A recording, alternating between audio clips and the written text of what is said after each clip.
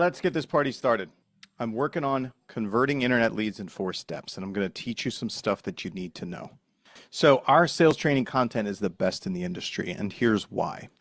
Where the information I'm going to be teaching you guys today comes from. It comes from the fact that my partners and I built and ran a team of 30 plus agents, and we were doing 650 plus transactions for multiple years in a row. I had an ISA team within that team, and my ISAs could produce between 36 to 60 transactions per ISA in their first 12 months from an average mix of leads, the kind of stuff that you guys are working, the kind of stuff that you're buying.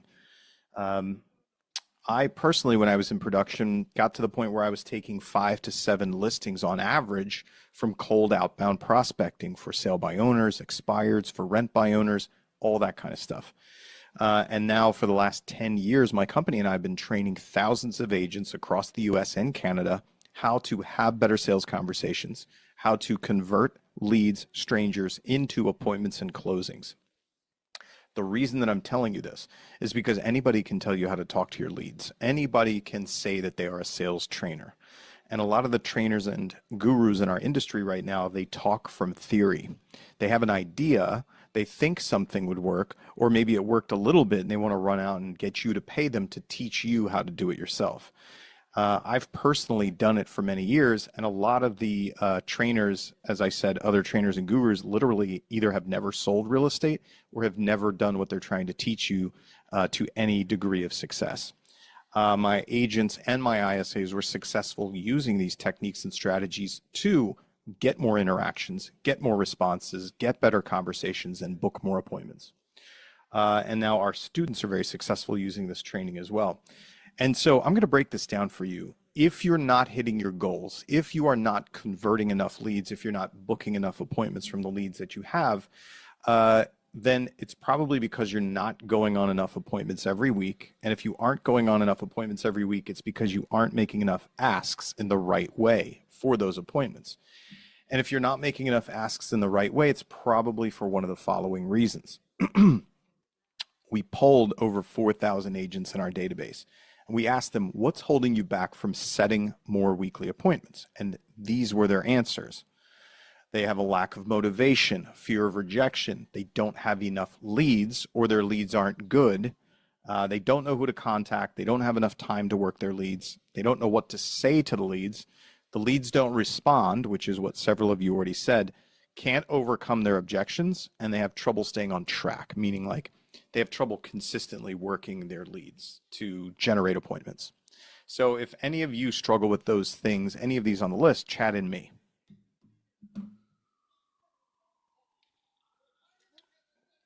Chat in me if you struggle with any of those.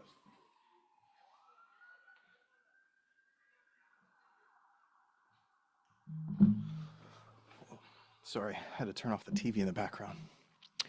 Okay, and if these are the things that you're struggling with, we specifically have what we call our unscripted method.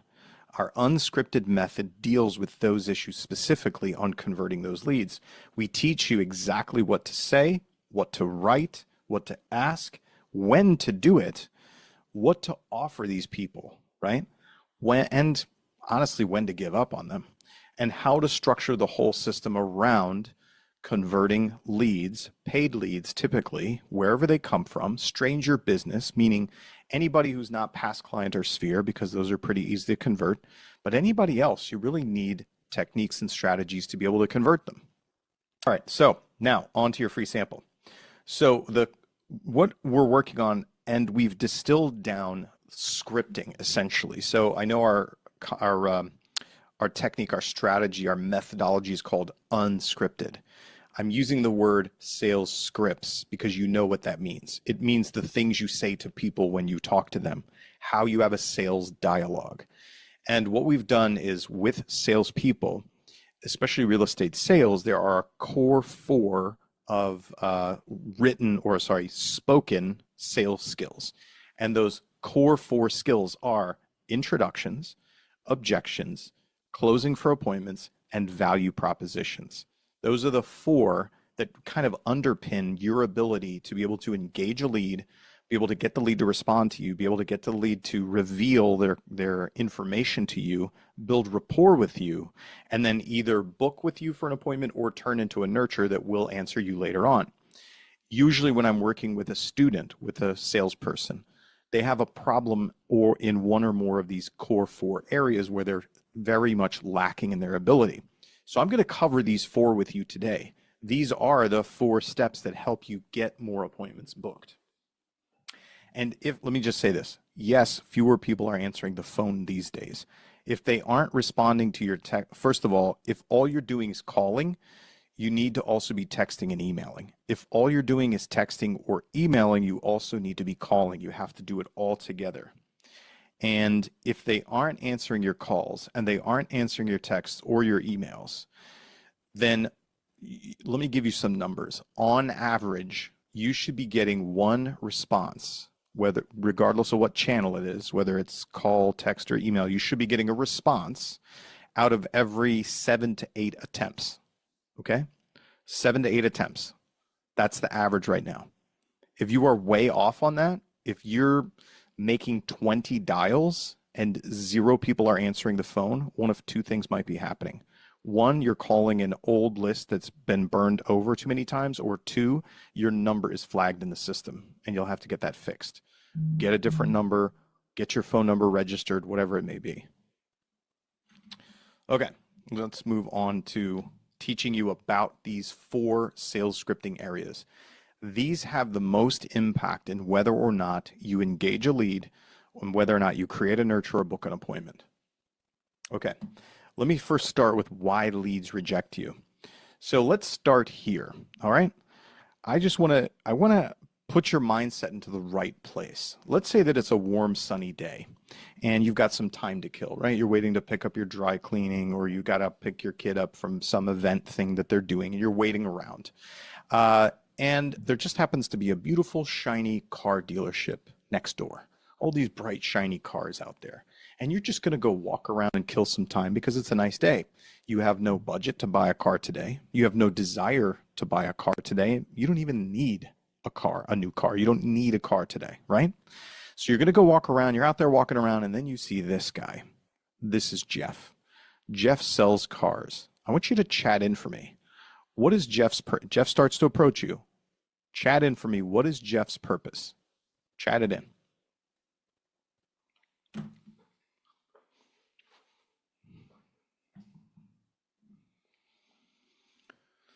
Keep going. Chat it in. Chat it in. He's already face to face with you, Randall. You're out there walking around in the cars. To get you to buy a car, to sell you a car. Look at my slides. To sell you a car. How did I know that those people were going to say that in the chat? Here's how I know. Here's what happened. I, with my description, switched them into the consumer mindset. They were looking at Jeff like a consumer, from the consumer's perspective, okay? We look at salespeople having one purpose. One, we reduce them to a singularity. We reduce people who sell cars to the purpose of selling a car, right? What do you think consumers reduce you and me to as real estate agents? What do they reduce us to? Chat it in. They reduce us to the purpose of selling a house or buying a house, okay? Same as the car salesman, exactly. So I started this with why leads reject you, why people reject you.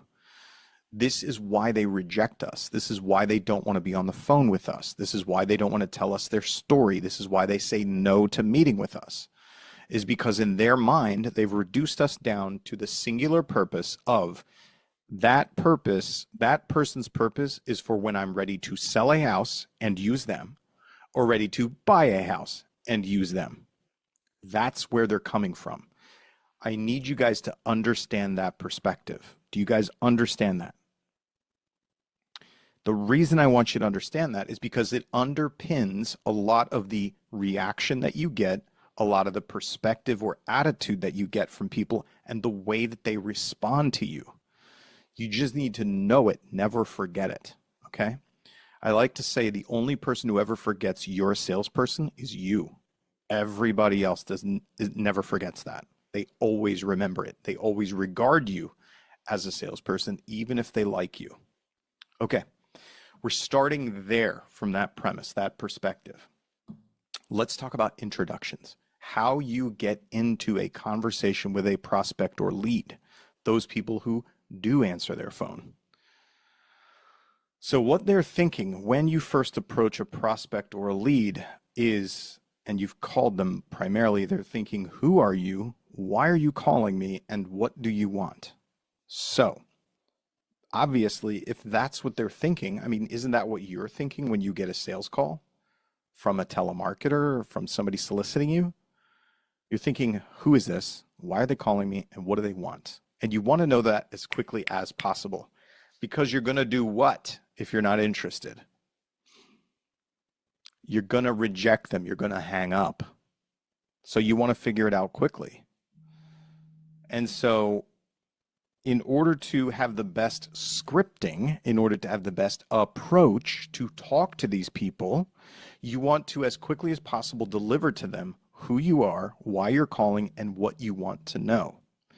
If you can do that as quickly as possible, it reduces the amount of resistance that they have to you from you being a salesperson, believe it or not. Because if you delay it, if you take too long to get to the point, if you try to hide the fact of who you are, or if you make it unclear why you are calling them or don't have a valid reason for it, or you're not clear about what you want, people have a very short amount of patience for salespeople, especially when they are calling them out of the blue.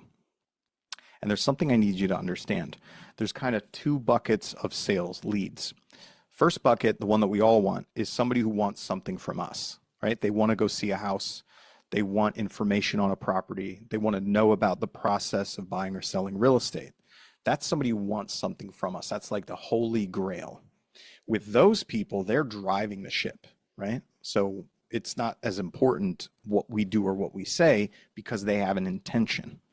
The other group of people are the people who don't want something from us, right? They're the people who just happen to trade their information. They're the people who registered on our website. They're the people who downloaded our report. They're the people who are trying to sell their house on their own as a FSBO, or they're an expired listing, right? The people that don't want something from us, we have to drive the ship with them. These are the people where we need to quickly get to who we are, why we're calling, and what we want, because they don't have time for us and they're trying to get out of that conversation as quickly as possible. All right, so does that make sense, everybody? Chat in yes. Okay, good. And then here's some pro tips for how to get into a conversation, how to open that conversation with them. The pro tips would be match their first word. Whatever word you say, you're going to match the same word, right? Whatever they say, you match the same word. They say hello, you say hello. They say hi, you say hi. They say hey, you say hey. Just match it as close as you can. There's no reason not to. There's no reason to artificially break rapport with somebody. And then you're going to use their name assumptively, meaning that you always know that you're talking to the right person. Some of the big problems is that salespeople will call somebody up and say, hi, I'm looking for so-and-so, or may I speak to so-and-so? Or they'll even ask with their tone, hi, Mark? Hi, James? Hi, Sarah? Let me ask you a question, everybody. In the year 2025, who calls your phone and doesn't know it's you? Doesn't know it's you when you answer? Chat it in. Who calls your phone in the year 2025, doesn't know it's you? Randall wrote spam. Spam, AKA telemarketers, salespeople. Do you know the fastest way to tell somebody that you are a telemarketer is to ask if they're the right person? Do you get that point? You're always talking to the right person. Whoever answers that phone is the person who inquired, the person who registered, the person who downloaded, the person who requested. It's the person who owns that property or the property you're calling about. Okay. Then you're going to ask them a direct question. You remember the people who want something versus the people who don't want something? People who want something from us, you can ask customer service questions like, how can I help you? What can I do for you? Right? How's your search going? Those are easy, simple customer service questions that give the control to the prospect. And for people who want something, that's totally fine. For people who don't want something, asking them how they're doing, how you can help, or if they have any questions for you, or how their search is going, is a waste of their time. Instead, you're going to ask them direct questions like, are you planning on buying a home? Are you taking offers on your home? Are you planning on selling your home in the near future? That's a direct question. And then this is a bit more of a pro tip, which it's under the pro tip category, but playing to their likely objection, okay?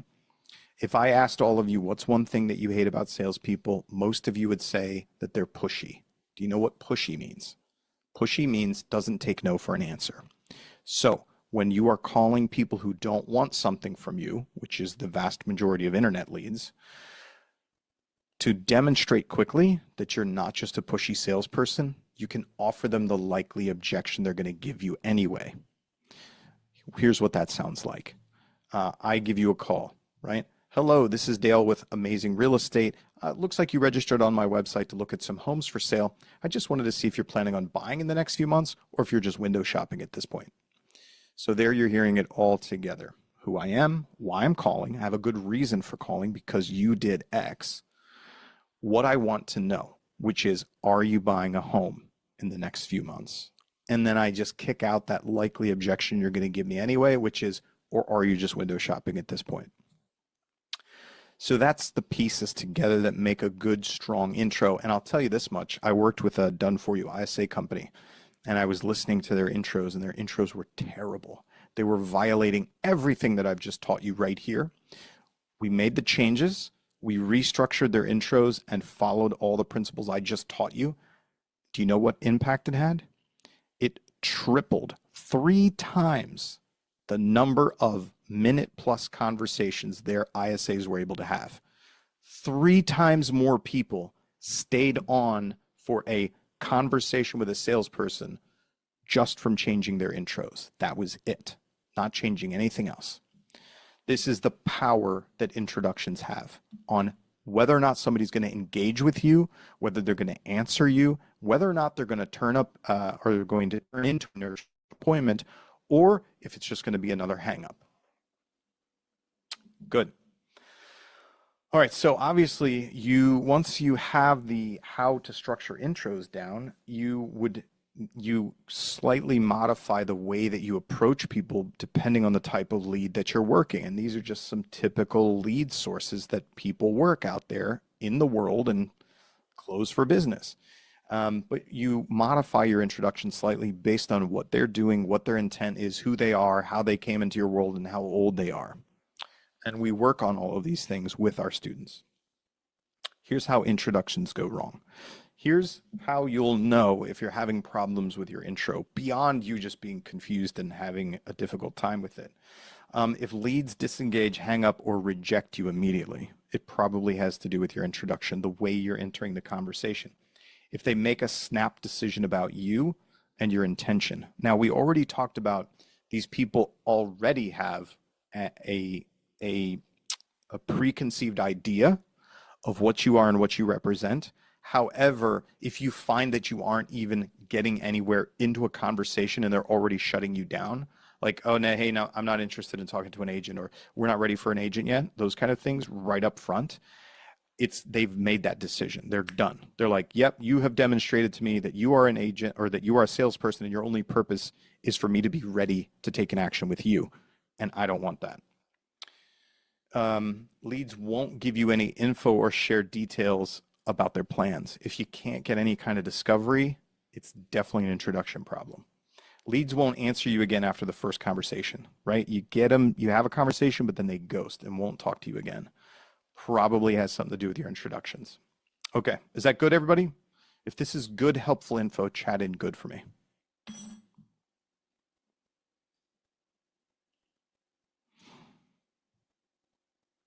Okay, wonderful. Let's go to objections. Objections is a huge, huge topic, right? There is no end to training on objections on the internet. Go to YouTube, go to Instagram, go Google how do I handle objections in real estate? There is no end to lots of stuff that people are going to teach you. I'm going to teach you something that you've never heard today that's going to make all the difference for you. Do you remember we talked about Jeff, the car sales guy, right? So I want you to get back into the mindset of a consumer. You're a consumer in your day-to-day life, right? Your day-to-day life. When you say to a salesperson, no, or not yet, or not with you, or not under these circumstances, don't you feel right and justified about what you've said to them? Don't you not want the salesperson to try to change your mind? Don't you hope that this salesperson will stop talking about whatever you just said no or not yet about? Are all of those true for you as a consumer? Yes or no? Are all of those true for you as a consumer? Yes or no? When you say no, not yet, not with you, not in these circumstances. Okay, so let's start from that premise of where the consumer is at. But we have to do something, Dale, because we're salespeople, right? We have to continue the conversation in some way. We don't just give up and run away. No, we don't just give up and run away. But we want to understand their perspective. So, knowing that, here are the choices that you have to make when somebody objects to you. There are 5, and I'm actually going to give you a 6th one. And I'll just tell you the 6th one right now. The 6th one is ignore it. Don't do anything. Don't say anything. Don't engage it. Here's the only time that you use the 6th one, to ignore it. Now, there are 2 times in a conversation, or 2 things that are going on or happen in a conversation when a lead or prospect objects to you. One is that they are trying to shut you down and end the conversation with that objection. Or 2, they mention the objection, but they don't try to shut down the conversation. They continue talking, right? They continue giving you information or continue giving you details or particulars or whatever. So you use number 6, which is ignore it, only when they are not shutting down the conversation, okay? If they're not shutting down the conversation and they're continuing to go, let it go. You will come back around to that objection eventually before you end the conversation, but you don't have to attack it right away. If they're trying to shut down the conversation, then you do have to deal with it. And in that case, you have 5 choices.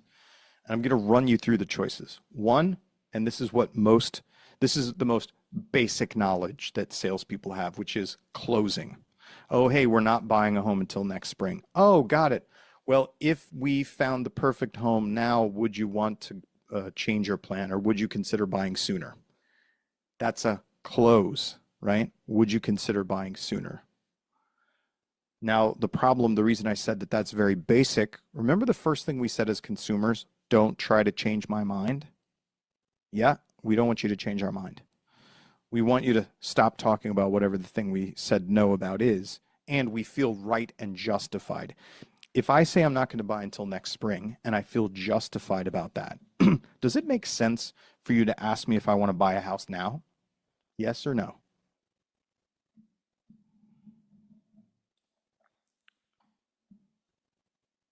No, it does not. But how many times do you hear salespeople do that?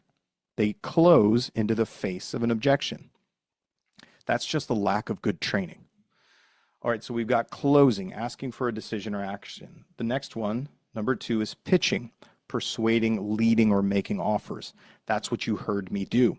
Hey, I'm not buying until next spring. Oh, got it. Well, if the perfect home came on the market, would you at least want to go see it and possibly buy it sooner? Or if the perfect home came on the market, would you consider buying a home sooner? The perfect home came on the market now, that's the persuasion, that's the pitch, right?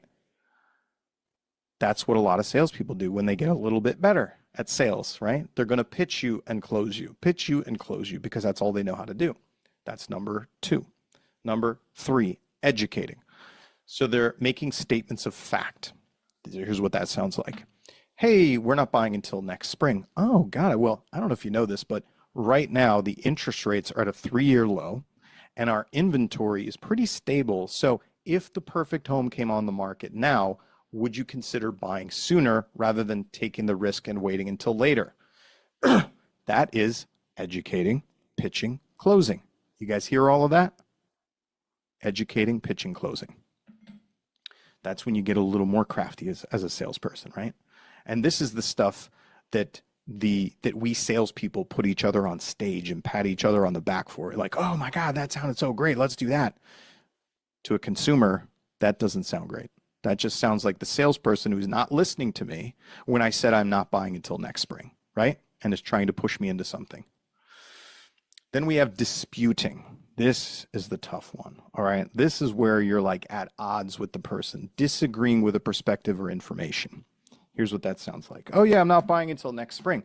Oh wow, not buying until next spring. That's kind of a dicey move since we have no idea where interest rates or prices are going to be.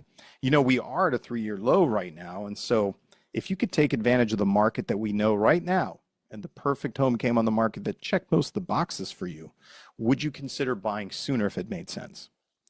So that is all 4 of those in one shot, right? I've disagreed with you, told you that doesn't sound like a good idea, educated you, pitched you, and closed you. That's number 4.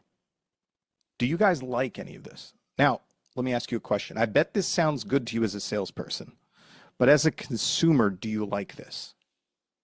As a consumer, would you want to continue interacting with me? Probably not, right? So here, let me teach you the one. This is number 5.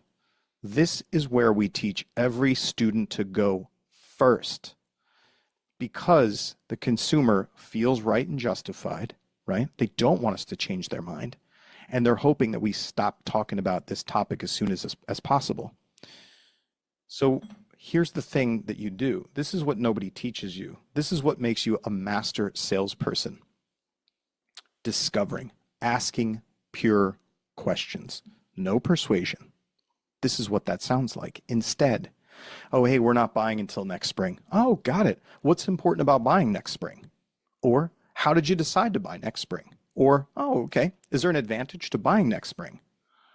Pure discovery, no persuasion, no disagreement, no argument. As a consumer, which of those salespeople would you prefer to talk to?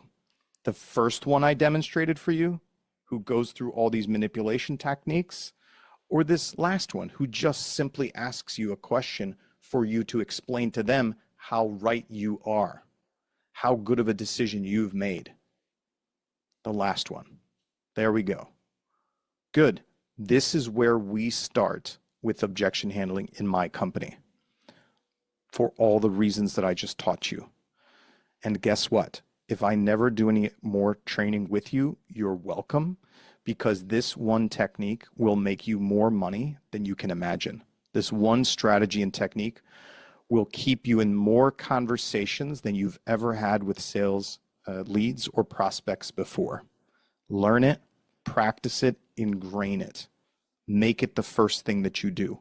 Whenever a person, a lead, a prospect, a past client, a sphere, a friend, a neighbor says, no, not yet, not with you, not under these circumstances, start with pure discovery, right?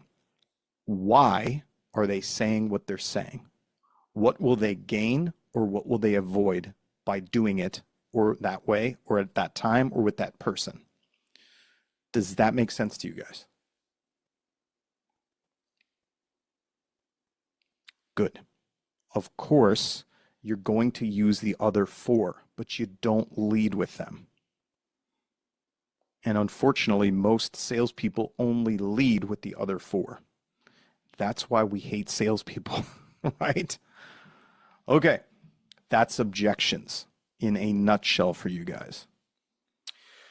How your objections go wrong. This is how you know if your objection handling process, your strategy, your method isn't working for you. You get stumped and you give up and say something like, call me or reach out to me or let me know if you change your mind. all you can do is offer to give them something. If you get stuck and all you can do is offer to give them something, your process or approach is failing you. If the lead gets defensive, shuts you down, or hangs up. Now, full disclosure, I've been in and out of sales for 30 years at this point. Believe me, I have upset some people. I have gotten shut down. I have gotten hung up on. No question about it. However, as I progress, as I improve as a salesperson, that happens less and less and less and less and less. If you're struggling with that, it probably has to do with your objection handling. You get "don't call us, we'll call you" kind of answers, or you can feel the loss of rapport or the pressure of conflict enter into your interaction. The best objection handling does not have negative rapport or negative pressure. It will have positive pressure when you're doing it right. The conversation dies and you never hear from them again. All good signs that maybe your objection handling process is not working. All right, did you guys learn something? Did that blow your wig back? Did that change your perspective? Good. Appointments. Asking for appointments. This is number 3 out of our core 4. This is huge. You can't sell houses if you don't go on appointments, right?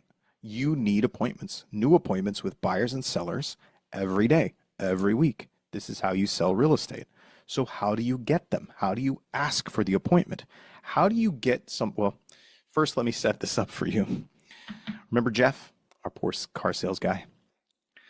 If you're not ready to buy a car with Jeff, if you're not ready to sell your car to Jeff, or if you don't have burning questions for Jeff that only he can answer, do you want to meet with Jeff? Yes or no? Chat it in for me. Do you want to have a meeting with Jeff when you're not ready to buy or sell with Jeff and you don't have burning questions for him to answer? No. The answer is about never. Okay? So how do we get face-to-face appointments with these people? I don't want to wait around until the buyer or the seller is absolutely ready to transact and ready to transact with me. I want to get face-to-face with them before that, sooner. You guys know, statistically speaking, I don't remember what the stat is, a very high degree or high percentage of people will work with the first real estate agent they meet with. We need to meet with people so they can bond with us, build rapport with us, to have the best shot of them working with us and not another agent. So here's what the prospect is thinking when you ask them for a face-to-face or you ask them for a meeting. They're thinking, does it match what I want or need right now? What will I get out of this meeting and how long will it take? These are the things they're thinking. And I forget what's on my next slide here. I want to explain to you, does it match what I want or need right now? Okay, so we remember Jeff, right? Jeff sells cars. Jeff's sole purpose is to sell me a car. So if Jeff asks to meet with me, I'm going to assume his only purpose is to sell me a car. If I'm not ready to buy a car, if I don't want a car, if I don't feel like I need a car right now, my answer to Jeff is going to be no, right? Because it doesn't match what I want or need right now. However, if Jeff positions his meeting or what he's asking for as something other than selling me a car, it's much more likely that he'll get a yes to that, right? Let's say that Jeff said, hey, Dale, I know you're looking for some cars. What if we jumped onto my search portal and we just looked at the inventory that's not on the lot right now? Or, hey, Dale, I know you're not in the market to buy a car right now, but what if we jumped onto this thing and we valued your car now to figure out what you could get if you traded it in and what you could use, what nicer model you could get while you still have value in that car? That is much more likely to get me a yes. I just made all of that stuff up to point out to you that you have to change what your appointment is because you have to change what you represent to the consumer, what your purpose is. If you can get it to match what they think they want or need, you're more likely to get a yes. So even if they're not ready to buy a house right now, maybe they are ready to casually shop for a house. Maybe they are ready to go out and just window shop in real life to see what kind of finishes and layouts they like, so that when they're looking at houses online on their couch, they have a better idea of what they're looking at. Or maybe they're interested in just getting a few important questions answered about how the buying or selling process goes. You hear how that's different from, are you ready to buy a house now, or are you ready to list a house now? Okay, pro tips when you're asking for appointments. You need to reduce the risk. What do I mean by risk? Risk and threat are very similar. I just want you to understand something. If we understand that the sole purpose of a salesperson is to sell me something or change my mind, then to meet with or engage with a salesperson is risky, right? Because I'm risking that you're going to lean on me or try to push me into something or make me feel bad if I have to reject you. Threat is, I put in risk, I put in threat. When I say threat, the threat that I'm going to ask you for something. I'm going to ask you for a contract, ask you for a decision, ask you to make a move. Reduce the time. First of all, nobody wants to meet with a salesperson. And if they do, they want it to be only long enough for them to get what they want, right? Or get what they need. And then make it stupid to say no. So what do I mean by make it stupid to say no? If I said to you, hey, would you spend 30 seconds on Zoom with me and I will give you $1,000 cash money? How stupid would it be to say no to that, to 30 seconds on Zoom, provided that I'm telling the truth and that you believe that I'm telling the truth and believe I'll give you the money? My point is, you want to make the ask, what I'm asking you to do, the risk that you're taking, very, very small relative to the payoff of what you're going to get. That's why I use that crazy example of 30 seconds on Zoom for $1,000 cash money. Make it stupid to say no. What's the most that you can give somebody? What's the most valuable thing they can get from you in the least amount of time, least amount of risk? That's how you're going to get a yes. Versus if I said, hi, will you let me come to your home and sit on your couch for 3 hours while I try to convince you to sign my listing agreement before you're ready? How likely am I to get a yes to that one? Not at all, right? Okay, you get the point. All right, so closing for appointments. Here's how you can measure your skill set around closing for appointments. If you, for the most part, if your skill set really is that you can only close the people who want a meeting or are ready to meet with you, ready to work with you, or ready to start the process, that's going to get you maybe 0 to 12 deals per month. That's the category you're going to be in. The next level up from that is agreeable. People who sound like they're open to a meeting, but you have to push for it. You have to ask for it. Maybe you might get a little bit of resistance. If you can start to master that level of getting appointments booked, that gets you into the 12 to 24 deal level, right? Then we talk about neutral. When you're talking to somebody and they have no clear need or desire to talk to or meet with or start the process with a salesperson, but you can massage the conversation, you can bring it around to making a good offer to them of spending time with you, getting face-to-face with you, letting you come to their home, going and seeing property, getting on video, and you can make a compelling offer and get them to say yes to that. That gets you into the 36 to 48 deals per year category, right? You're really moving up a weight class. My point is, the harder or the more skill set you have around being able to structure, propose, and get an appointment gets you deeper and deeper and deeper into the lead pool of potential deals, potential people that you can't get to if you don't have the skill set. Then we're talking about disagreeable. Okay, this is where the for sale by owners are. This is where the expireds are. This is, where cold prospecting comes in, or even the disagreeable people are the ones who believe they have an agent. You know, they're like, oh, I have an agent, I'm going to work with this person, here's the reason. Or they are definitely going to wait. They're saying, nope, I don't need to meet with you ahead of time because I'm going to wait for this long period of time, which just simply means you have more opportunity to lose them. When you can book appointments with those people, that gets you into like the 60 plus deals per year category. So wherever you're at right now is probably a reflection of your ability to set up, ask for, and get appointments with different levels of readiness or different levels of sort of, you might call it lead quality in your language, right? Or how you think about it. But to me, every lead is a lead. It just depends on where they're at right now and how I structure or make an offer to them and kind of what my win rate is with them. Does that make sense, everybody? Okay, good.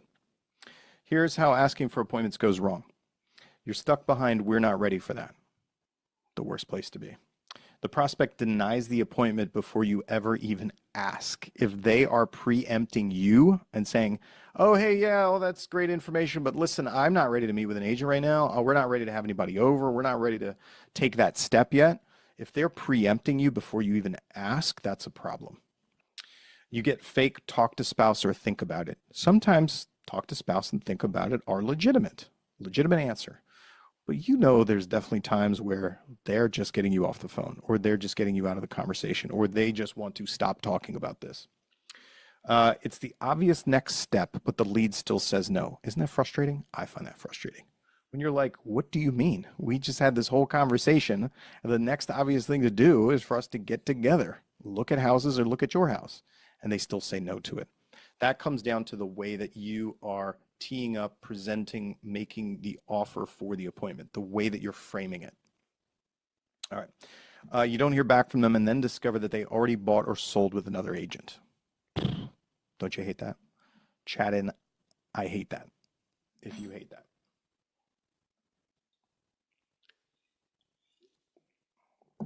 That's a lot to type. Okay. Oh, Anna Hawkins, you've never experienced that? You've never experienced not hearing back from somebody and then they bought or sold with another agent? Well, you'll get there. Just remember, you're not the only one. It's happened to all of us. And the longer you're in the business, the more it will happen. Not the more it will happen, meaning there will be, the more business you do, the more times it will happen. Okay, plenty of time, Anna. Value propositions. I'm going to run you through this real quick, okay? Value propositions. What do I mean by value proposition? I want you to think about it this way. If a prospect or lead were to say, hey, I know a lot of agents, why should I buy a house with you? What you say back is your value proposition. Or if they say, I know a lot of real estate agents, why should I list my house with you instead of one of them? What you say back is your value proposition. Let me run you through value props. Okay, so you understand that premise. How do I answer the question why you should buy with me, why you should sell with me? Here's what the prospect is always thinking. They are always, when they're interacting with you, unless they've decided against it, they're always thinking, should I use this person? Should I work with this person? And even after you're under contract with them, even after they are under contract for a home, or you have their home listed, especially when you have it listed and not sold yet, or even sold, right, under agreement but not closed yet, they will reevaluate whether or not you're the right agent if anything bad happens. Believe me. So what the prospect is thinking when they're thinking, why should I work with you, is they're thinking, why should I choose you? Why should I trust you? What will I get out of it? And the way that you use your value proposition, I think it's pretty obvious that you would have it in your seller presentation, right? Hey, this is who I am. This is what I do. This is why you should choose me. In your buyer presentation as well. But what you may not realize is that the way that you answer that, the things you would say, you also use in a customized close. So you heard me in that objection handling sort of little scenario where I was just giving an example of a close, right? Where I was disputing, educating, pitching, closing. When you're closing to work with you, or you're you're using you as part of the close, why somebody should meet, why they should start now, why they should interview you, your value proposition will be baked into that. and you're using it as a way of customizing the close for that prospect or lead. What do I mean by customize? A generic close sounds like, oh, Mr. and Mrs. Seller, I would love to come take a look at your home, show you how much it would sell for, and show you how I can drive more buyers to your home and sell it for the most money possible. That is a vanilla generic close, super generic, right? Versus if I said, oh, Mr. and Mrs. Seller, you said this is important to you, this is important to you, and you wanted to avoid this also. Well, it just so happens that I happen to be an expert at A, the first thing that you said, and here's how. And I also have a very specific process for B, the other thing that was really important to you. And we have we pride ourselves on making sure that our clients avoid C altogether and never have to deal with that. That's a customized close for somebody. Does that make sense, everybody? Okay. Now, beyond customized close, at the most basic, what you want to have is an elevator pitch, right? An elevator pitch. If I happen to get in an elevator with you and you had 30 seconds, I lived in your building and you want to take listings in my building, you got 30 seconds to tell me why I should work with you. Consider that your elevator pitch, right? And so to structure your elevator pitch, basically you're going to take 2 or 3 of these results. These are generic results for a buyer, generic results for a seller, and you're going to bake them into this very simple format. And we work with our students to help them craft their own statements. And it sounds like we, or my team, with our knowledge, experience, or process, give you result, result, result. And these were the results here, right? This is the framework. When you build this framework out for yourself and you use it, it sounds something like this. Oh, why should I buy a home with you? I know tons of agents who sell real estate. Oh, great question. Well, I've been helping home buyers through the buying process for the last 15 years now. I'm also on the #1 team in Tampa. What that means for you is that my team and I give you the most access to possible homes both on and off the market, and bring a wealth of knowledge and experience to ensure that you find the best home, get it at the best price possible without losing it to the other buyers competing for homes right now. How does that sound for an answer? It's the same for a seller. We just flipped it around, right? And then here it is even for my company. It works for anything. Why should you do training with my company out of all the other trainers and gurus in the real estate industry? Well, my team and I have been training real estate agents and ISAs for over 10 years now on how to set more appointments and close more deals from the leads they already have. We're trusted by the biggest CRMs, website, and lead providers in the industry, as well as the top 5% of producing teams on the Real Trends list of 1,000. Our strategies are the best in the industry and can easily double or triple your appointments in just a few weeks. How does that sound for a shameless plug for why you should work with us? Point is, yes, that's a shameless plug, but I'm using the format. Make sense? Okay. How value propositions go wrong, and then I'll let you guys go. You can't win the buyer or seller from another agent. And I'm not talking about like, the buyers out on showings with their agent that they've been working with for a long time. I'm talking about the people who are like, oh, I have an agent. Well, they've been sending me emails, or I think I'm going to work with the person on the billboards, but I've never talked to them before. If you can't win them, it means that your value proposition is not strong enough. Leads, nurtures, and even some past clients interview other agents. Ugh. You lose leads to agents who simply do more marketing, but not more sales. The buyer or seller go with a cheaper or discount agent. You can't prevent that all the time, but if it happens frequently to you, or if you have had that happen numerous times and you don't do a ton of business, that's probably a value proposition problem, especially if you had an appointment with them and you pitched them. You have to do a lot of objection handling around your commission or your contract lengths or your contract terms. That's when you know that you have an issue with your value propositions. Because if you have a really strong value proposition, you have much less resistance around your fee, your commission, or your engagement agreement with the person. Okay, so hopefully you guys found that helpful. What I know is that if you're looking to book more appointments and if you're not reaching your goals right now in sales, or you're trying to really push the envelope and grow your business, but you're finding it difficult, generally it comes down to three things for most salespeople. And those three things are the lead mix that you're working, the scripting that you're using to interact with them, to engage them, convert them into appointments, and get them to closing, and the offers that you're making to the leads and the past client sphere of influence that you have in your system. So if you want more help, you can apply to have a private one-on-one troubleshooting session with me where I'm going to go through those three things. What are your lead mix, the lead mix that you're currently working? Are you working what you should be, or are you leaving something out that you could include that is well within your strike zone and would be easy for you to convert? Or are you working something or investing in something that just doesn't make sense for you? And then what scripting are you using for these different types of leads at different stages? Whether it's past client sphere, open houses, whether it's referral stuff, whether it's purchased leads, whether they're portals, pay at closing, it doesn't really matter what it is. Every one of the different types of leads that you could be working have their own set of scripting and dialogue that you should be using with them to get the best results and book more appointments.